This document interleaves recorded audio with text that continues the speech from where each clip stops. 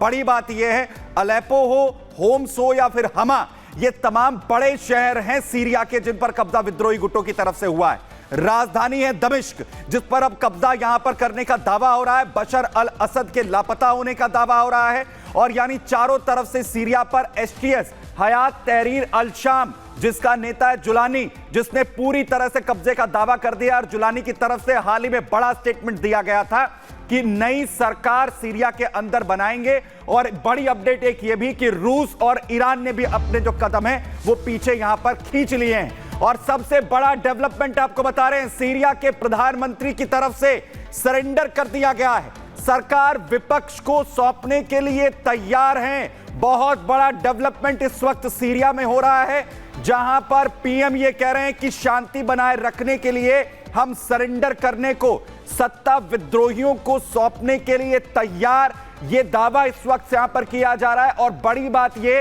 बशर अल असद फिलहाल सीरिया में नहीं है, उनका विमान लापता हो चुका है और दमिश्क पर कब्जे की तस्वीरें, विद्रोहियों के जश्न की तस्वीरें सामने आ रही हैं। मिडिल ईस्ट में, सीरिया में बहुत बड़ा डेवलपमेंट, जहां पर बशर अल असद की सरकार के तख्ता पलट की जो पूरी सिचुएशंस, क्योंकि प्रधानमंत्री ये कह रहे हैं कि शांति बनी रहे और जो टकराव लगातार हो रहा है उसमें जो है स्थिति रुके, इसी वजह से वो ये कह रहे हैं कि ये सरेंडर हम यहां पर कर रहे हैं।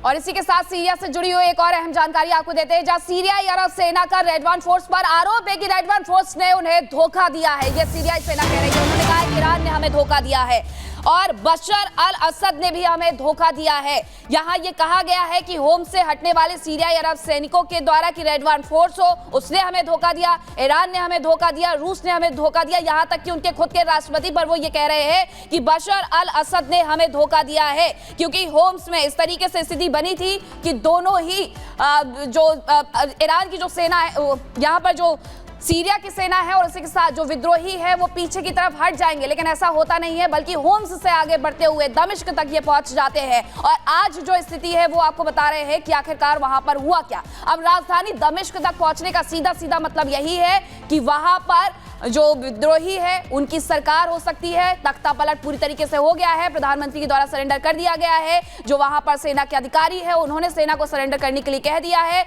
सेना लगातार ये कह रही है सुमित कि वहां पर जो हम मतलब उनका कहना है कि बशर अल असद, उनके राष्ट्रपति ने ही उन्हें धोखा दे दिया है। और वो यहां तक कह रहे हैं कि हमारे साथ जो कुछ भी हुआ उसमें यूएई रहा हो, ईरान रहा हो या रूस रहा हो, क्योंकि हमने देखा हिजबुल्लाह है, ईरान है, लगातार उन्हें मदद दे रहे थे सीरिया को। लेकिन सीरिया में अचानक से तख्ता पलट तब हो जाता है जब रूस भी उन्हें सहयोग दे रहा है, ईरान भी उन्हें सहयोग दे रहा है, यूएई भी सहयोग दे रहा है, फिर ये सब कुछ हुआ। लेकिन सबसे बड़ी बात इसमें यह है, जो ये बशर अल असद के धोखे की बात कही जा रही है, लेकिन उससे पहले देखिए ये वो बड़ी सिचुएशन है, ये बड़े देश है जिनका रुख बशर अल असद यहां पर कर सकते हैं। सबसे पहला नाम आता है इसमें रूस का, क्योंकि रूस जैसा आपने कहा लगातार सपोर्ट कर रहा था। और बड़ी जानकारी सबसे पहले आती है कि बशर अल असद ने अपनी पत्नी और बच्चों और परिवार के लोगों को रूस भेज दिया है। लेकिन एक और बड़ी अपडेट यह थी कि यूएई भी जा सकते हैं, क्योंकि अरब लगातार यहां पर खड़ा हुआ था साथ में। ऐसे जो सीरियन अरब आर्मी है वो लगातार सपोर्ट कर रही थी अभी तक असद रिजीम का। और साथ ही कतर का भी रुख हो सकता है, क्योंकि वो लगातार मीडिएशंस करता रहा है, लगातार मदद यहां पर देता रहा है। एक बड़ा नाम ईरान का भी है यहां पर। मीनाक्षी, ईरान के लिए अगर हम यहां पर बात करें, सबसे बड़ा अगर हम ईरान के लिहाज से कहें जो झटका है सीरिया को लगा, बशर अल असद को लगा, तो वो रूस के बाद लगा ईरान से। क्योंकि ईरान ने यह कह दिया कि हम इस वक्त इन सिचुएशन में नहीं है कि सीधी तरह घुसकर यहां पर मदद कर सके। लेकिन ये चार वो देश हैं जहां पर बशर अल असद का विमान अगर गायब हुआ तो यहां पर वो रुक कर सकते हैं। और अभी तक क्या कुछ हुआ है सीरिया में, क्या स्थिति बनी है, विद्रोही कैसे आगे बढ़ गए हैं और असद कहां गायब हो रहे हैं, इस सब से जुड़ी हुई एक रिपोर्ट आपको दिखाते हैं।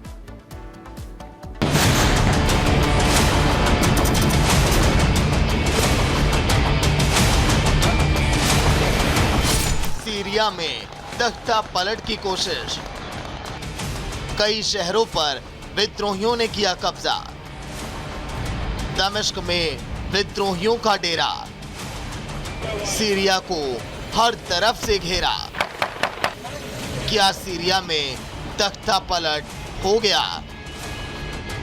सीरिया में विद्रोहियों का आतंक लगातार जारी है। विद्रोहियों ने सीरिया के कई इलाकों में कब्जा कर लिया है।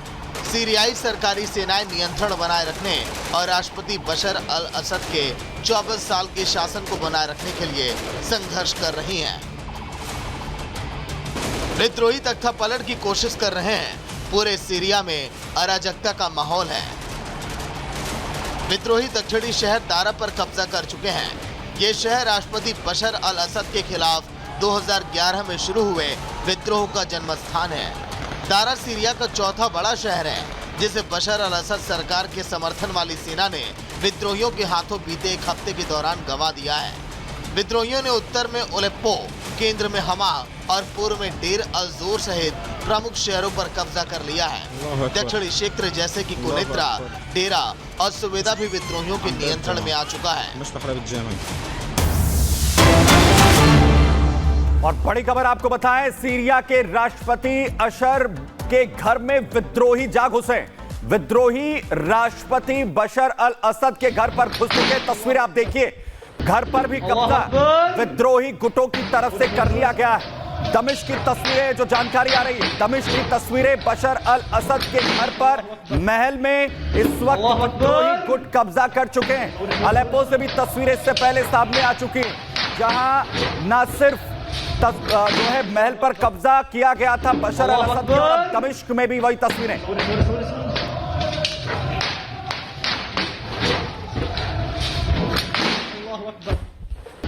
अल्लाह अकबर,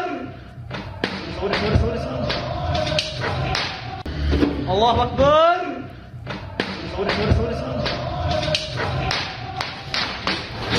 एसटीएस के ये विद्रोही लड़ाके जो अब बशर अल असद के महल में आखिर कैसे घुसे हैं, उनकी तस्वीर को तोड़ा जा रहा है। बशर अल असद लापता हो चुके हैं, वो इस वक्त सीरिया में नहीं हैं। जो प्रधानमंत्री हैं वो विद्रोहियों को सत्ता सौंपने के लिए तैयार हो चुके हैं, यानी अब तख्ता पलट इस वक्त सीरिया में हो चुका है। विद्रोही लड़ाकों ने 2011 में जिस युद्ध को शुरू किया था, जिसकी शुरुआत एक बार फिर से होती है 27 नवंबर से, और आज तख्ता पलट हो जाता है। पूरी दुनिया हैरान है, पूरी दुनिया हैरान है। सीरिया में बशर अल असद सरकार के इस तरीके से बिखरने को लेकर पूरी दुनिया ने यह उम्मीद नहीं की थी कि बशर अल असद की सरकार, सत्ता सीरिया के अंदर चंद दिनों में इस तरीके से बिखर जाएगी और विद्रोही लड़ाके जो हालात हैं वो पैदा कर देंगे कि महल पर कब्जा हो जाएगा। पूरे सीरिया में दमिश्क पर कब्जा हो चुका है।